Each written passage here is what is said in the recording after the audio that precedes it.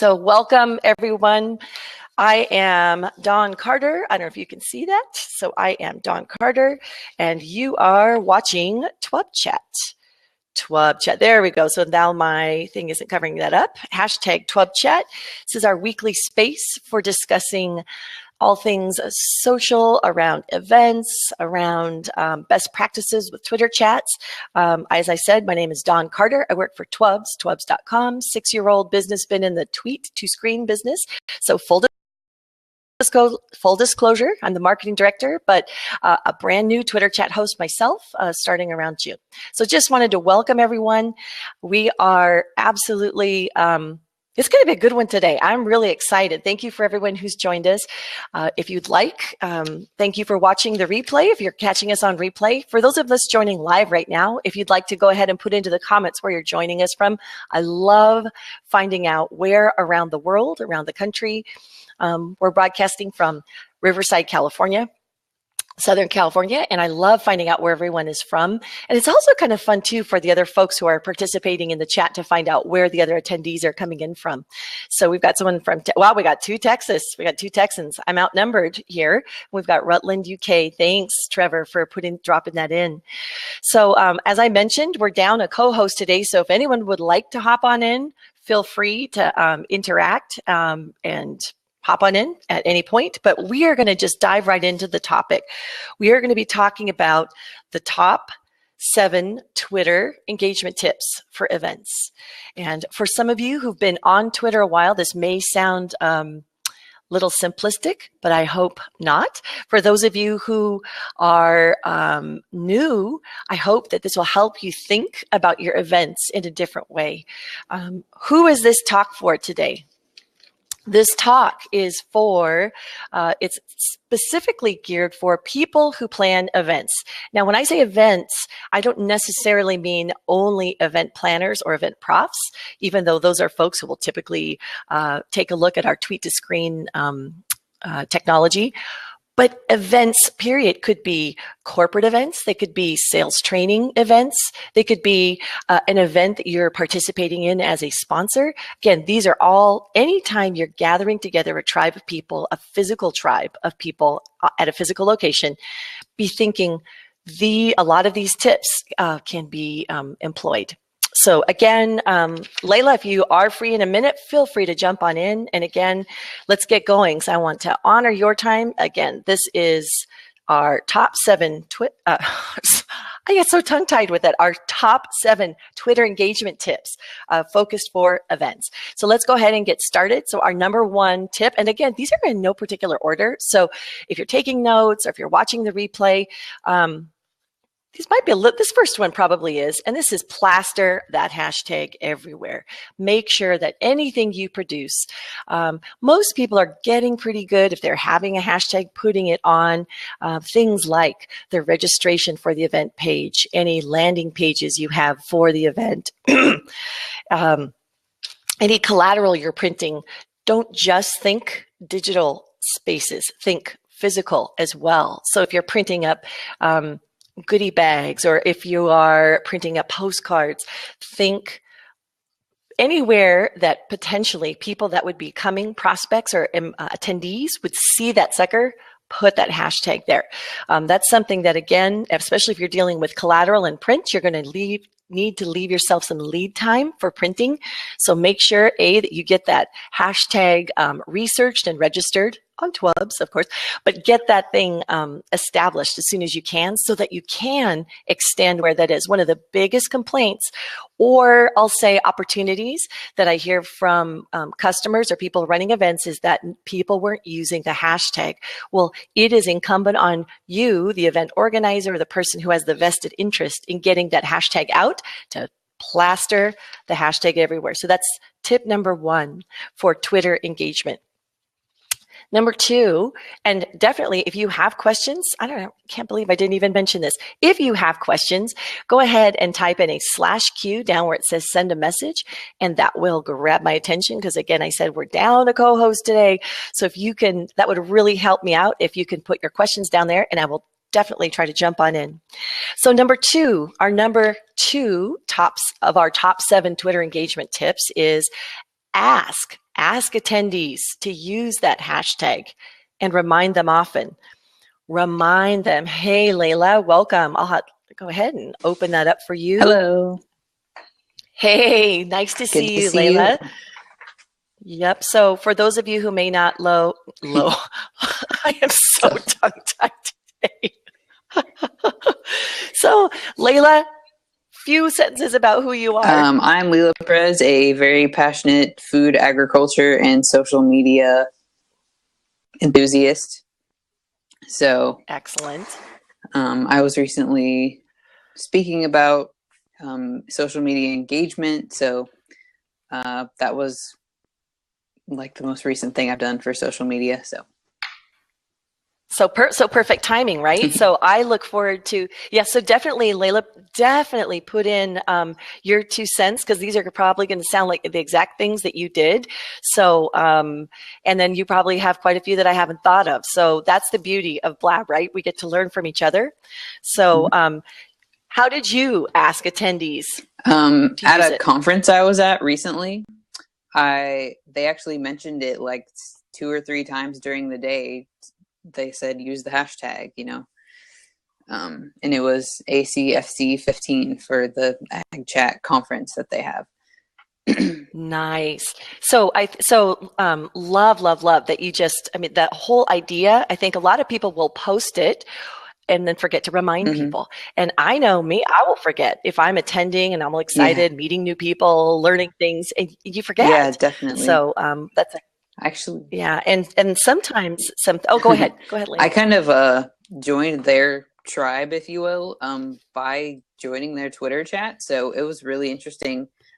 So I guess using hashtags is kind of native to me, but whenever I would tweet about the conference, you always use the hashtag. Whenever you're even talking to somebody else on Twitter about the particular event, like, you should use the hashtag as well. Excellent. And what a great example. I have to give just the fact that those conference organizers saw the value of using that hashtag and in the pre-promotion aspect of it, and picked up an advocate, picked up someone that was not only fluent in it, like I love how you put that you're a kind of a hashtag native, you're used to, you see the power of it, right? Definitely. So that's awesome. So what a great, oh my gosh. So you're our example. You can be our like living example of showing how these play out. This is awesome. And these are definitely things that the reminding people, asking attendees to use that hashtag and reminding them often.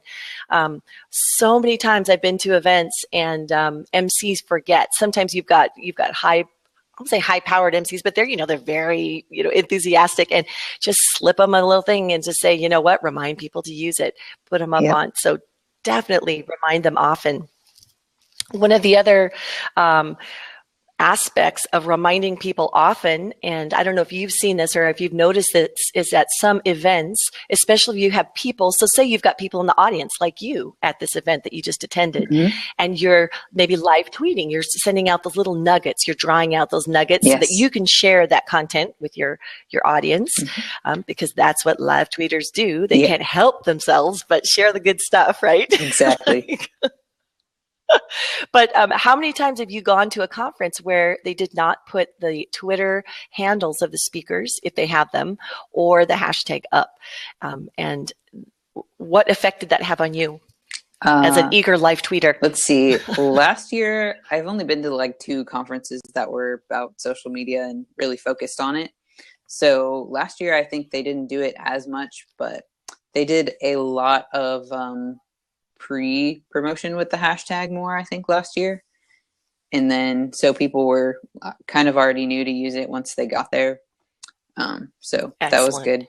But if they hadn't done that, then people probably wouldn't have known. I think there wasn't as much hashtag engagement this year because they didn't do as much like pre-promotion or using the hashtag with their pre-advertising tweets for the conference itself. So in fact, I've done blabs on the 5 most overlooked post engagement opportunities and that space before the event, super important.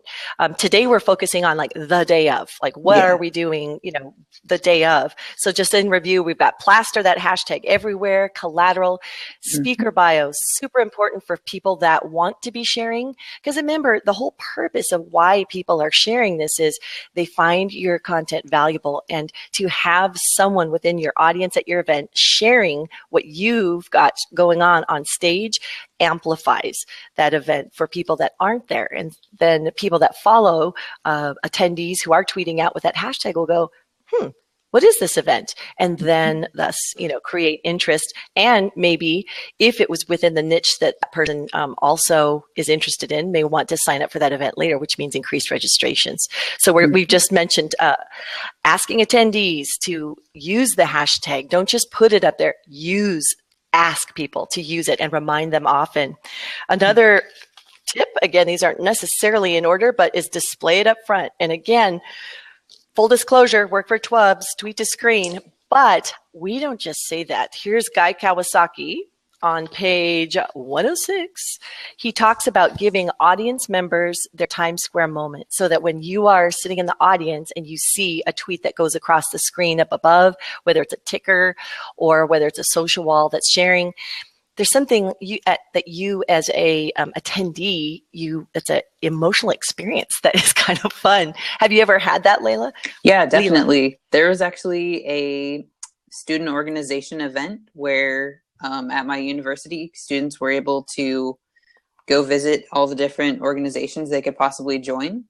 And they had this big tweet wall up there. So if you use the hashtag for the event, your tweets would show up and you could like advertise your booth. I was actually there with my organization and we were trying to get people to join. So just doing that, we had something like really interesting at our booth. We actually had a fish tank. So we put a picture and tried to encourage people to come over there. Nice. That is just, in fact, what's so perfect is that's our number 4 thing is provide photo ops. Oh, good.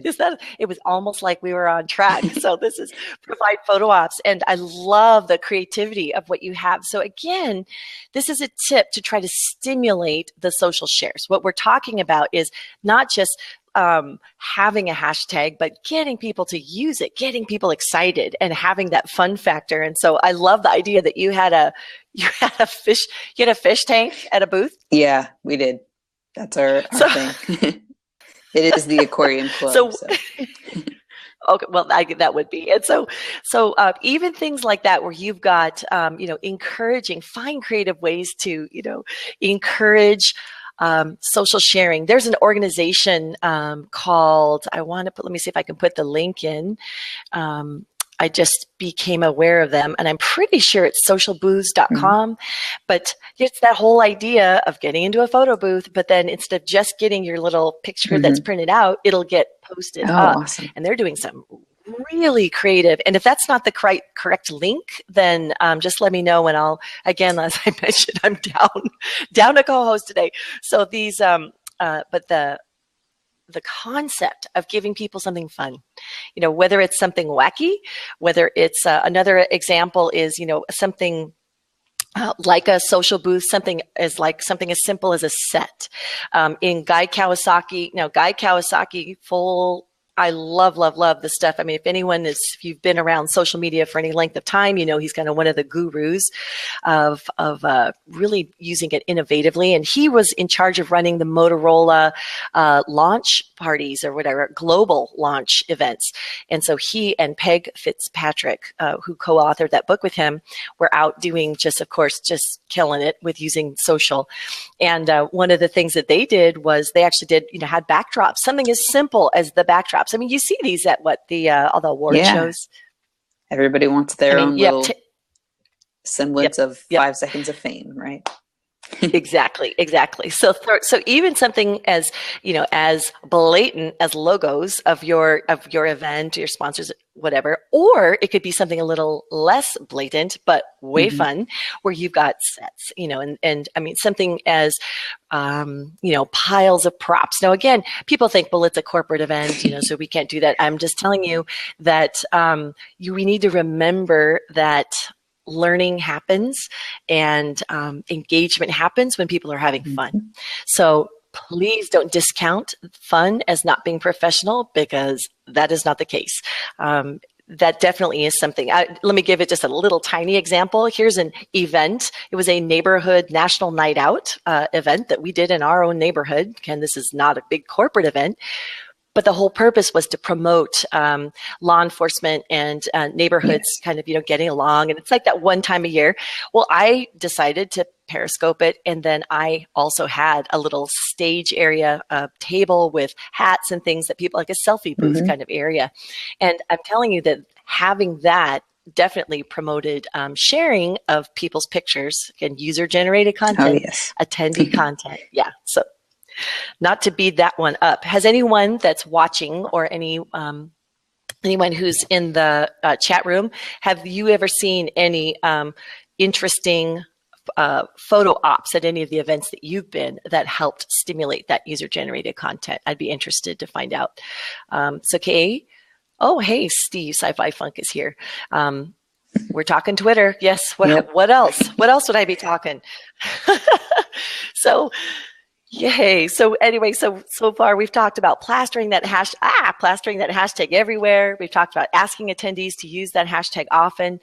We've talked about displaying it up front, whether it's a social wall. And let me just add one more comment about that displaying it up front. Some events do not lend themselves to having that display up front because it might be distracting. And again, that's where you have to know, you have to be aware of what type of event you're hosting.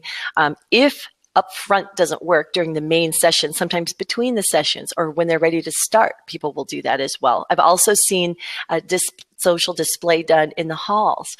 So when during the main session, you've got some tremendous content coming from the main stage. Well, when people leave the auditorium or leave that main space, it is fun to be able to see and put those monitors everywhere where people can see those. So that's just another example of making sure that you're able to have that display somewhere because people like to see their interaction.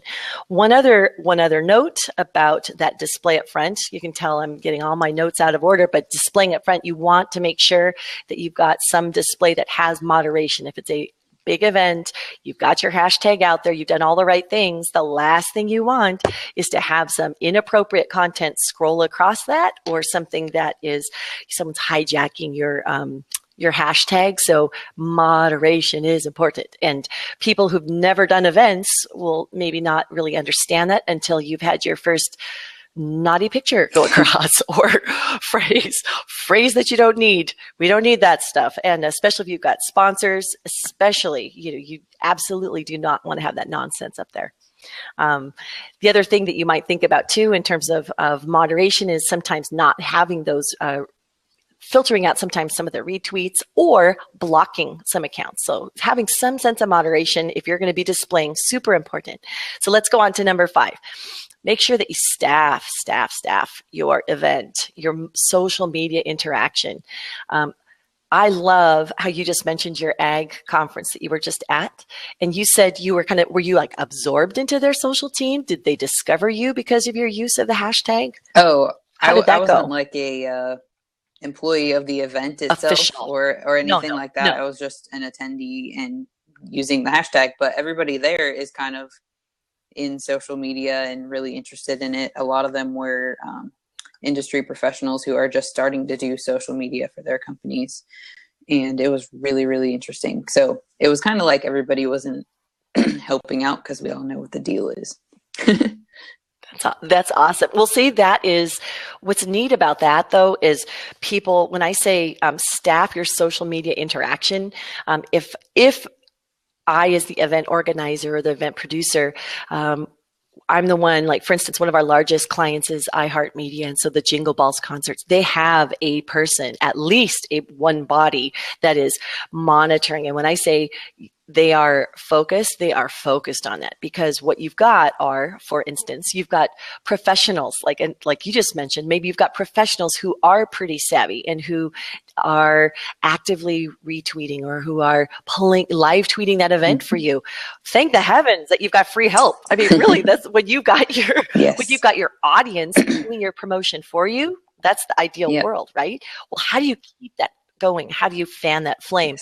If you have staffed your social media interaction properly, you will have someone who's social listening, who sees those retweeters and who can say, good job, thanks, Leela, thank you for doing that, or just encourage that. Again, this is something that's organic, but like a fire is organic, right? But you can also pump the bellows and put a little fire, little fluid. You can also feed it with fuel, which is what those photo ops are. They definitely had a dedicated tech person on the Twitter too, who was responding. They even had people taking pictures around the conference and then posting them with the hashtag, so you could maybe see yourself somewhere where you didn't know. Isn't that awesome? So the more the merrier. That's what I say. The more you have. So if you have one person that's doing that, wonderful. But I mean, to also be able to engage. And I think you brought up a great point too. You said, well, I wasn't on staff. I wasn't, so officially I wasn't. But you were an attendee, and an eager attendee at that, and one who was passionate about the topic. And I think as event organizers, sometimes are so focused on the stage and, getting people there, getting butts in chairs, that thing. They forget that there's an emotional element of that event that, again, word of mouth is like a fire, and you want to fan the flame. You want to encourage that in a good, healthy way. And to be able to solicit those advocates and to harness the power of your advocates who are already talking about you. Could you imagine if you were doing, if I was the organizer for that ag event that you were just at, and you found your top 5 retweeters who were not on staff, who were just attendees, and you gave them a t-shirt. How much does that cost? Yeah, that would be awesome. Could you imagine how fun that would be? That again, I mean, that goes back to our point number 1, which was plaster that hashtag everywhere. Could you imagine? I mean, I've even seen events where people have their t-shirt, the printing is the hashtag. Yes. And so, and then what's nice is that then you make those people walking props.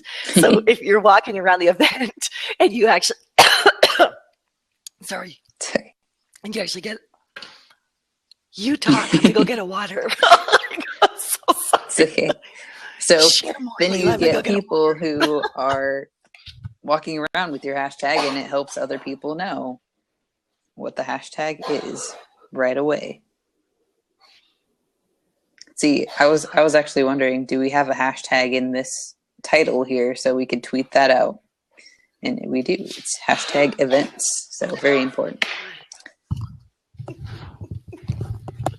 All right, we're back. Sorry, guys. Live streaming, right? Yeah, so go ahead and tweet that one out. Yeah. Oh, crazy. So, David, we're about events too general. I was talking about the hashtag that you put in the title. Yes, it is. It's all good. Yes, it is. It is too general. It is absolutely. But you know what I was trying to do? I was trying to keep that real estate available for retweets. Yes, so definitely. You're absolutely right. Yeah. Some hashtags are absolutely too general. Yes. Yes. Oh, throat. Okay. So yes, some hashtags are too general. So you are asking a really, really good question, and I'm going to put a star by that on my notes that we can go into, because there are some tools that people are using to take a look at that. So was that right? So we were on point number 5, yes, which was staff. Yep, staff. Make sure you have people that are doing what you need done. Examples that we've talked about: interacting with top influencers, getting the hype, and really getting hype, whether you've got, t-shirts that have the hashtag on, human props, whatever, you've got people that are, actually working the floor, getting those photographs of people, and then also sharing. Another way to encourage that social media interaction too with the staff is to let people know that there is some kind of a contest. Hey, there will be the top 5, retweeters are going to get something cool or something. So gamification, I mean, there are actually tools that will gamify, which just basically means that you make it a contest. I don't necessarily know the value of that, because then you've got people that are just, I don't know if what do you think? I mean, what do you think, Layla? I mean, well, I think gamification can be a good thing if you are just really needing more engagement. And yeah, but it can, if you have too many people already, and then it's just a game of how many people can retweet things the most. I mean, but on the other hand, like, you can only retweet a tweet once, so you just have to like hedge against that with how many tweets you put out for the event. Yeah, and I like the idea that Trooper Ben says, is that you really want to keep it real. Yep. And so sometimes when you've got a game or contest, then all of a sudden you've crossed that line from authentic sharing of, I love this content, to, I just want that t-shirt, So again, that's a line that you have to decide, and you have to know your audience. You have to know, again, if you've been interacting with people prior to your event because you've been doing a good job of getting that hashtag out, then you may have that kind of relationship with people that you can, have those kinds of things, conversations. So gamification is a word. Yes, Trevor. It is a word that hasn't made it across the pond. I don't know. It's a word. I'm sure it is. It's a word we made up. So it is. So number 6, you see that where it says consider live streaming. And again, we're talking about having Twitter be actionable. So we're talking about fanning the flames of the word of mouth that's going on Twitter. And so live streaming, Twitter is always going to be the way people are sharing, discovering that hashtag. Live streaming is so new, folks. And why did you clap? Because I love Layla, live why did you streaming. clap? It's my favorite thing to talk about. Why is it your favorite? And why would it make sense for an event? Because you can get so much more engagement. Like, if you're live streaming from the event handle, you will get lots and lots of comments, and you can get lots of more viewers. I guess if you're on Periscope, if you're on Meerkat, you'll get lots of @replies, which really, really boosts engagement. And people can use the hashtag in their comments and have that tweeted out as well, so they can promote the live stream itself on Meerkat. Excellent. So live stream, I mean, this point, I mean, this is something that probably even a year ago, we wouldn't even have been talking about, right? Because live streaming really exploded this year in spring with Meerkat, and then in June or May or whatever it was when Periscope came out, and then now with Blab out as well. Yes. It absolutely, Jose's got a great point. It brings non-attendees in. And this is when I had done an interview earlier this summer with, of course, my brain, Vanessa, who used to be the social media manager for the iHeartRadio events, the Jingle Balls concerts. And this point, she said, this is one of the biggest missed opportunities of event organizers is remote attendees, bringing non-physical attendees into the fun, into the excitement. And again, why that matters is next year, when you're planning that event, they'll remember the FOMO. They'll remember that fear of missing out. They'll remember those photos of, dang it, I wish I'd been at that event. And again, the whole goal is to get more attendees physically at your event. You want to have people that weren't there wishing they were. Sounds kind of mean, definitely. Right? But if you're organizing an event and you're passionate about the content that you're promoting, you absolutely want to get people who are not there. In fact, even constructing some of your tweets to mention them, not able to attend Event Tech or whatever the event is, follow along. Think from the perspective of someone who wishes they were there. What would you have liked? Well, maybe there are speaker things that are going to be made public, or maybe there's, follow. I've done this as well. I myself have done this where I've said, hey, not able to attend this event, follow so-and-so for live tweeting or for updates. So again, same exact concept. Yes. So Trevor says, I followed events on Twitter that I couldn't attend in person. Absolutely. So those are Me too. Wonderful ways. So have I. Yep. one of the things that you can also do in considering live streaming is you can actually hire people now to actually do this in a very professional way. And I'm going to give you 2 reasons why I would consider hiring someone who has experience at this. And again, this does not mean hyper produced with big giant camera. I mean, with the technology that's out there that we all carry around on these, you absolutely can get some very powerful media exposure and amplification of your event. So here's 2 reasons why I would consider live streaming an event. One is getting someone who's professional to do this for me. Is one, you want to have their business expertise. You want to have someone who can sit down and have those important conversations of why are you doing this? What are your business goals with this? Is it to, and define those kinds of things. So people who are professional, who've done this before, will be asking you those kinds of correct questions. And so absolutely, I would consider paying for that. And then they're also bringing their audience. They're bringing their audience. Yes. So people that follow that person. I mean, Leila, if you were going to hire a live streamer, who would be like your top 2 or 3 that you would just like instantly come to mind?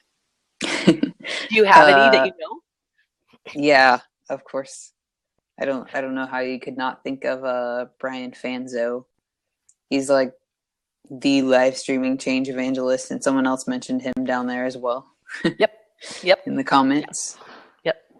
That's absolutely, yeah, someone like that, Vincenzo Landino, folks who have been doing live event streaming. And the reason why this is important is there are going to be people that will, anyone can hold up a camera, correct? It's not about that. It's who is holding that camera. It's who is interacting. Is it, if you just want to have someone that's holding up a camera and forward facing, just showing little shots, I mean, you can have your attendees take those kinds of pictures and that kind of things. But what you want to do is have someone who's professional, who's bringing the excitement. And again, remember we talked about word of mouth is like a fire, and you want it to be organic, but you can fuel it. And so you want to fuel it by having the correct personalities, by providing the right ingredients. You could have the bellows. I need to get a bellows. Yep. Leveraging someone else's network is a really great way to do that. Absolutely. And get a pro. And if I can just add one more reason why I would hire someone that knew what the heck they were doing is it is no longer, I'm just hiring you like a tech person or like a, like talent necessarily. What you're really, you're paying for is, of course, their expertise, but is their ability to, pre-promote to their audience in terms of almost like media. I mean, think of it now as a media buy. And I think that's where the big change is going to happen, is when we start looking at live streamers as media properties themselves. They are a channel for me. And I came from the advertising industry years ago. Media budgets are huge. Let me just say, you just have to look at the Super Bowl commercials to know that, you've got of a typical advertising or marketing budget, you've got like 90% in the old days used to be media and 10% was production. So media means getting that message out. So when you look at the whole scale of media budgets, hiring a live streamer is going to be one of the smartest media buys that you could make because they're targeted and they know what the heck they're doing, and it's going to be delivering the right message to the right people. So especially if you pick someone who is a thought leader within that, their audience is the exact audience you are trying to reach. It's just a smart media buy. So, definitely. Someone's talking about interaction. Yeah. That is super important as well, because you want someone who knows how to engage with your community and has taken the time to research or if they're already part of that community, like you said.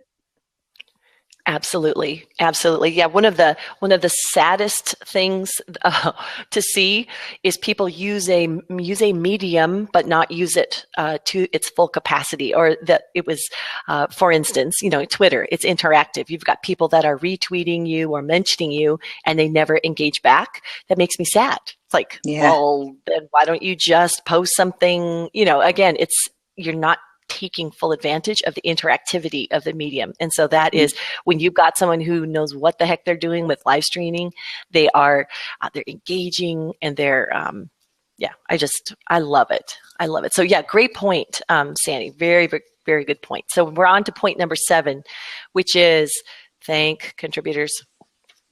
Thank them. And Leela's already mentioned that, if you are an attendee, how cool is that the event organizers say, hey, thanks for your tweets. Have you had experiences like that? Yeah, I think I have definitely. The the tech person who was doing it, he wasn't tweeting as the handle, but he was tweeting as himself, and everybody knows who he is. So it's kind of one-on-one Yeah, I love thing, that. and he was definitely saying thanks. Yeah. So something as simple as that, and saying thank contributors, thank people who are your top retweeters, thank people that, who sent out the most volume of tweets, thank people who got super creative. Maybe someone did, some crazy photo booth thing or got creative with, another thing that I'm seeing more of is, people will pull quotes in real time because there are tools like Canva or Relay that. I mean, there are tools out there that I myself, I've been live tweeting since 2009 for events. So I would go, and I wish I had those tools back then. I Definitely didn't. Now it's just, before you would just pull the tweet, attribute it to whoever said it, put the hashtag on it and tweet it out. Now you can get a little fancier. You can put a little picture and kind of blur it out and put whatever. I mean, these are things that you can literally do in real time or in the course of the event. So, wouldn't you be? I would be like, no wonder I was always exhausted at these events. It's like, oh God, I got to do this really quick. Yes. Exactly. So we have a question. So that was it. And Trevor, thank you so much for dropping in those points. What is the ideal length of a hashtag? That's a great question. Let me go ahead and throw this question into here. So what's the ideal length of a hashtag? Well, audience, what do you think? What have you seen? What's the ideal length that you've seen? I'll give you guys a chance because what about you, Leela? Have you? Obviously, you don't want it to be like 20 characters long. I think it should be as short as possible, but enough to still get the message across. Yep. Yeah. Jose hit it right on the head. Yep. Exactly. So you want to maximize its uniqueness, but minimize its footprint. That's how I would say it. Yeah. Because you don't want it to take up valuable real estate for composing a tweet. You have 140 characters, but really you don't want to go up to that outer limit. You want to keep it closer to, I would say 110, 120 if you can, especially if you're throwing in an image or something like that, because you want to maximize its retweetability. If it's too long, people won't retweet it, or they'll have to start shortening your words. So don't make it hard for people to retweet you. Make it easy by keeping your tweets short. Yep. For events, 100 characters is best for tweets, so don't use to absolutely. Yep. Shorter is better. Shorter is better. And I wanted to go back. So we had that question. We did have a question about can you have too broad? I think someone had mentioned, can you have a hashtag that's too broad or too common? And there are tools that people have brought to my attention, actually my Blab community. I want to say it's called RightTag, righttag.com. Yes. Okay. Have you used that? Have you had experience with that, Leela? Yes, I have. It was awesome. Like it actually taught me how to tweet better, how to use better hashtags, and they have their hashtag API basically that will tell you all the related hashtags around a certain hashtag that you want to maybe use. If there's something you're thinking about, it'll tell you a lot more. And the CEO of it is actually on Blab, and he gets on sometimes. So it was super cool to talk to him. Yes. Nice. So, so I have not, I've just discovered it, again, because of the fabulous Blab community. So, that is a tool that I would love to be able to become more familiar with. So so you've Definitely already used try it out. Yeah, I know that Nick Rishwain from experts.com uses it. And again, what the purpose of it is to find out, I think it color codes them, right? It'll say hot, medium. Yeah. So basically these are good ones there's not too much activity around it where it'll be diluted. It'll be lost, but it's unique enough. So. Yes, definitely. I think that's great. So good questions. Any other questions, anyone? Or if anyone would like to hop into a seat and ask general event Twitter engagement tips, or if you have stories about you've seen engagement. I love how Layla was sharing how she went to an event and was already tweeting about it beforehand, and how I just love that how you were like a self-identified advocate because you already are passionate about that topic. Definitely. Oh, here we go. So David, David. Nice. So I haven't met David yet, so this is fun. Hi, Dawn. I have. He's awesome. Awesome. Hi, David. Welcome. Nice to see you, Leela. Always nice. Nice to see you. There's this conversation I've been getting in a lot about, like, the perception of following, like people's following on Twitter, and like, I'll just kind of give my own perception. I'm just curious what you guys think. Like, sure. Like I follow some people that have a huge following, and they tweet every hour, and they kind of follow part of a strategy that a lot of people teach, which is, regular tweets, try and get regular engagement. So let's say they have 100,000 followers, they tweet every hour, but every tweet it's like generic. Like you don't feel any personality behind all these regular tweets. And then I'll follow someone who has 500 followers. They tweet like a few times a day, but it's always engaging and interesting and fun to read. And it's like, I find myself, I would rather see the person's tweet that has 500 followers. I'm more apt to click a link in their tweet than these giant following with the generic feed that is automated or something. So it's pretty interesting just to kind of look at it in that sense. So what are your guys' thoughts on that? What do you think, Leela? I think that's really interesting. We're getting some echo. Oh, I'm sorry. It's all good. Put some headphones on. Thank you.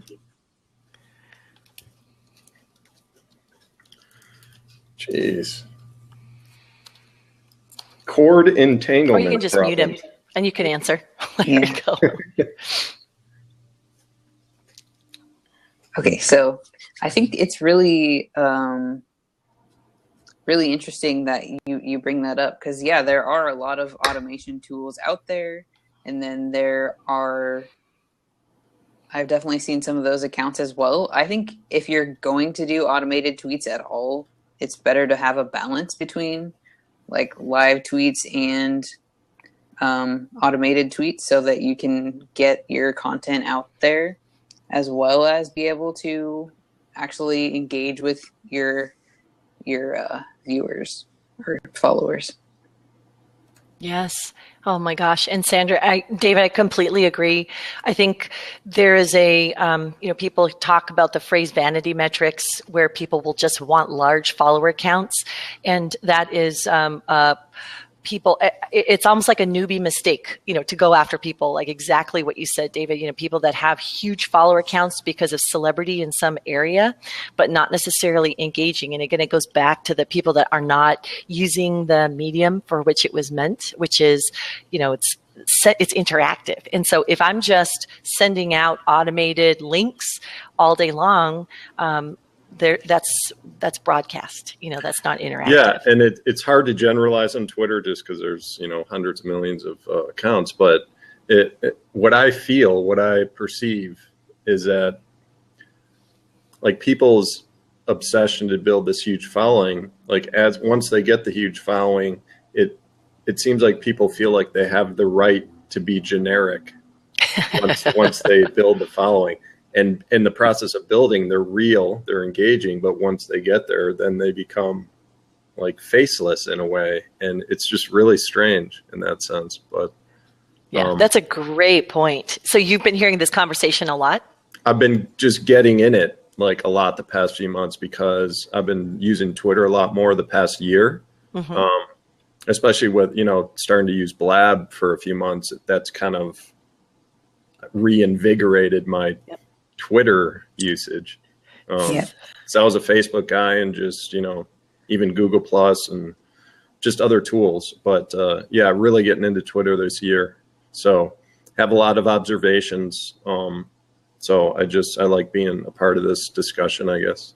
Appreciate it. Definitely. And your experience of it either reinvigorating your Twitter account. I can't tell you how many folks have hopped into Blab with the egg because they signed up for Twitter so they could get onto Blab. So I've seen a lot of that, and which is I love. I do not mock the eggs at all. In fact, I have a soft spot for them because they're people that are very skilled and knowledgeable and have tremendous expertise and could run circles around me in their area.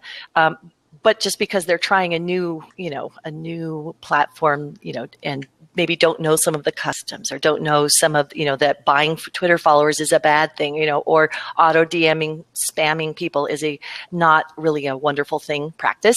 So I think it's incumbent on the digital natives to, I'll get off my soapbox, to educate and to graciously educate, people so that when people do come in, we're able to do so with respect. So I'll say that. The chicken or the egg? What starts first? Everyone's an egg at some point in their life. But that's absolutely true. And at one point I was an egg too, and it was, there but the grace of God go I. I was there. Somebody was kind to me and explained things to me, and so I think we owe that to the eggs, or to people that may not be familiar with the culture, because each of these platforms has its specific culture, right? And so the whole idea of people on the Periscope platform will know there are, certain conventions that, just like going to a new country, you may not be familiar with. And so if there are people that can help bridge that. All right. So this is my patented way to exit a room. David, I love it. Now following. What a goof. That's awesome. Definitely. He's an awesome guy. That's awesome. So does anyone else have any other questions about top 7 Twitter engagement tips for events? Are there any other things you would like to add, Leila, or anyone from the community? What are Twitter engagement tips that you've seen or that you've appreciated, you've seen modeled, or you yourself have practiced? So this was all done. Today's talk was all done from the event producer, event planner's perspective. And I think our next web chat next week may be our top 7 Twitter engagement tips for attendees. So because it kind of blurs a little bit, but again, the whole idea is we're going to have different objectives, right? So definitely. I think we'll do that. So I think I already know who our guests should be. We've got Jose and Sandra and Leila, who've basically killed it at events. And I mean, to be honest, though, doesn't it make it more fun when you're engaged? Definitely. I mean, there's so many people at a conference that you're not probably going to get to meet everybody, but you can still meet more people via the social media aspect of it than you would maybe meeting them in person. Right. And I think as the one of the freebies to throw, here's a number 8 tip, is that event organizers, sometimes we think that we are delivering content.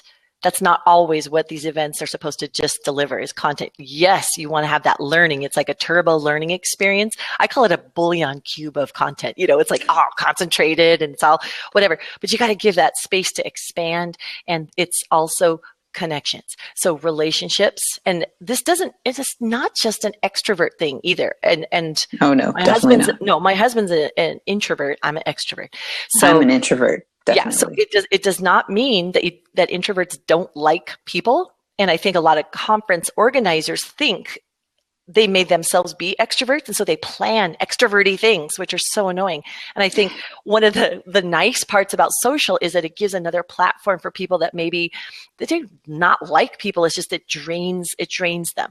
And so to be able to interact, and maybe they would prefer to, instead of be in a giant room with 100 people they don't know, not knowing how to talk about something, you have your topic, and then you can engage afterwards. Sometimes that's a lot better way to interact and to optimize the experience for all personality types, not just the woo pate, the crazy hats, and they're in the photo booth and they're talking to strangers, trying to live stream with strangers they don't even know, just irritating them. And you've got the strangers going, get out of my face with the recording device, whatever. Yep, definitely. So comment section is getting lively down there. They're talking about where's a charging station and get me a phone charger as a hashtag at a conference. That's right. In fact, I have seen now, because I'm a director of marketing, is that now charging stations are becoming sponsorable events, which I think is brilliant, because you've got the charging station and you've got the logos. And so everyone's saying, which of course, if they're at the charging station, their face is down like this. I think you need a charging station with like either a keg or with something like with drink dispensers. So that put the hashtag at the charging station somewhere. Definitely. The hashtag little swizzle sticks. I don't know. But again, so the whole, submit your email. Nice. Did you see that? Submit your email to charge. Okay, now that I love that one. That's Patrick Kendall. Of course, it's going to be genius. So I mean the other idea that I've seen at engaging events with, I mentioned social booths, where you had to enter your email to get it tweeted or sent up to the board. And again, brilliant. The other thing too was to enter an email as a vending machine so that you could, I forget what it was. They've connected the social booth to some type of vending at events. I think that's just genius, because then again, you're gathering email addresses. So definitely. I love that. So, welcome, Janet Fouts. So I have to just do a shout out. I don't know if any of you have met Janet Fouts, but she just joined. She does a mindful social. She's just amazing. But it's at the same time as Twub Chat. So sometimes she's able to hop on in. But welcome. For charging. Check in on location on charging station. Okay. So here, Patrick, I love the idea of charging stations because again, Wi-Fi and charging in these events nowadays, those are musts. Those are deal breakers, to go to an event and to either not have Wi-Fi or to not make the Wi-Fi code open is you absolutely don't want to make it difficult for your attendees to share their excitement about your event. So absolute requirements. Absolutely. And now they're going to need even better Wi-Fi with all the live streaming. And is that not, think about this. Think about giveaways of charging chunks. I mean, how valuable that would be with people, running around like, emaciated people. Like, so someone's stranded in the desert looking for water. Right. Oh, that's perfect. Yeah, like the little juice battery pack things. That would be awesome. Yeah, I know. I mean, think about the gratitude you would engender all of these, social addicts. I shouldn't mock, but it's so true. I mean, when you've got people that are, again, what have we been talking about this whole hour? We've been talking about events and word of mouth being like fire, right? We want it to be organic, but we definitely can do things that will put oxygen on the fire, that will put fuel. You can feed it with photo ops for user-generated content, any of that type of stuff. So who you call them social media addicts. So we're going to wind down, but I will go ahead and just recap these that we've gone over today. I hope this was helpful for you. And of course, they're all out of order because as I've been posting them, so we've been basically talking about our top 7 Twitter engagement tips for events. Our number 1 was plaster your hashtag everywhere. Don't just think digital, think printed, collateral, speaker bios. When you have the cards up there and you've got speakers speaking, make it easy on your audience to be able to retweet them or to live tweet. And again, we were talking about our top 7 Twitter engagement things for your events. Number 2, ask your attendees. Don't just plaster it everywhere. Physically use this thing, say it from the stage, tell your MC, remind your MC throughout the day. People forget, people phase out, whatever. They're out in the lobby charging up at the charging station that has a keg attached to it. Display your tweets up front. Number 3, moderated. Remember, that was one of the key things. You got to keep that junk out of that, the bad tweets out of there. Moderation stimulates social shares. Don't take my word for it. Guy Kawasaki, who's a genius, says that. And oh, by the way, on page 106, he mentions TWUBs. Just got to say, page 106 and 91. Number 4, provide photo ops. There we go. Leela talked about even at her event, they had a booth, and you had, what was your object that you showed? Oh, a fish tank. A fish tank. Woohoo! Remember, photo ops can be fun. And just because it's a professional event does not mean that you check the fun factor at the door.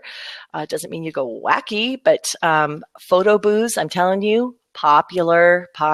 They're, because again, when you provide photo ops, whether it's something, think red carpet, think the the Emmys or the Academy Awards, they've got the logos, they've got the sponsor logos that everyone stands in front of and poses.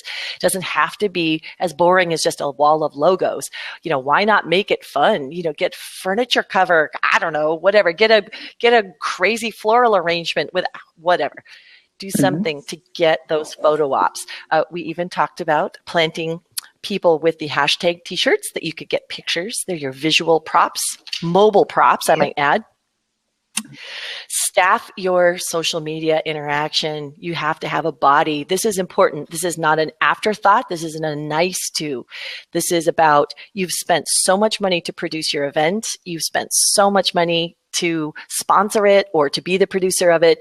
Spend the money to have people there. Staff it well. You need to have someone on top of it that's thanking the interactors, that's encouraging the social posts, that's being the little virtual concierge. How many times have people tweeted, hey, where did that session get moved to?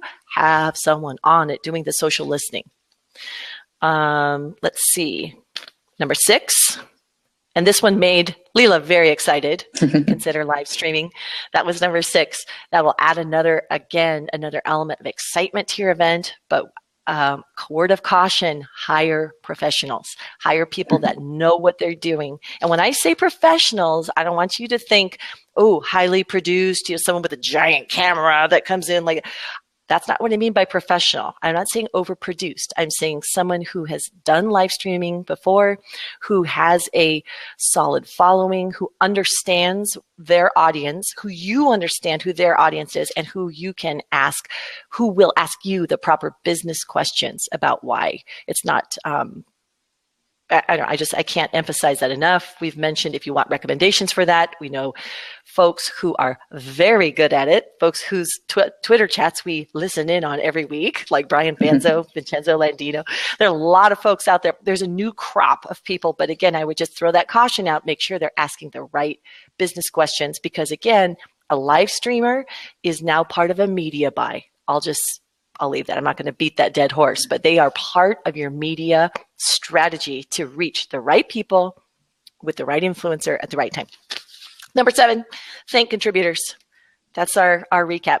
Like any good recipient of something good, if someone is retweeting, if someone is live tweeting for you, that is a gift. Thank them. Do not take that for granted. Remember, we talked about word of mouth like being a fire. When you don't thank people, that is stomping on the coals. Do not stomp on coals. That's bad. Definitely. So anyway, so I'm done with my lecture. This has been TWUB Chat.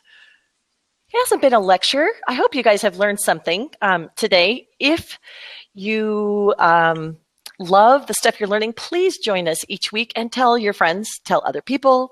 Don't have to be event planners, but we're always talking Twitter something. Twitter something. I mean, we snuck in some live streaming. We snuck in introvert, extrovert. We snuck in some fun. But we're always going to be talking about, and again, I really appreciate, my brain just went dead. Who was online with us before? David. David, yes.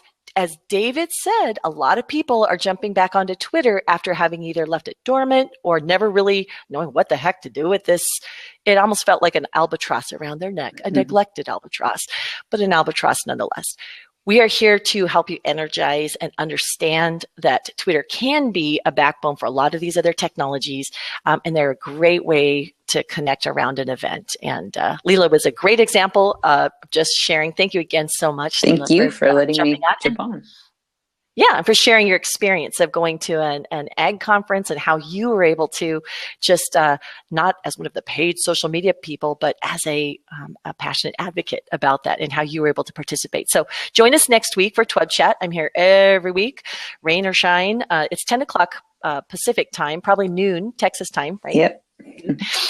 And we're always talking either about engaging events or Twitter. And so our top 7 Twitter engagement tips have been from the event planner's perspective today.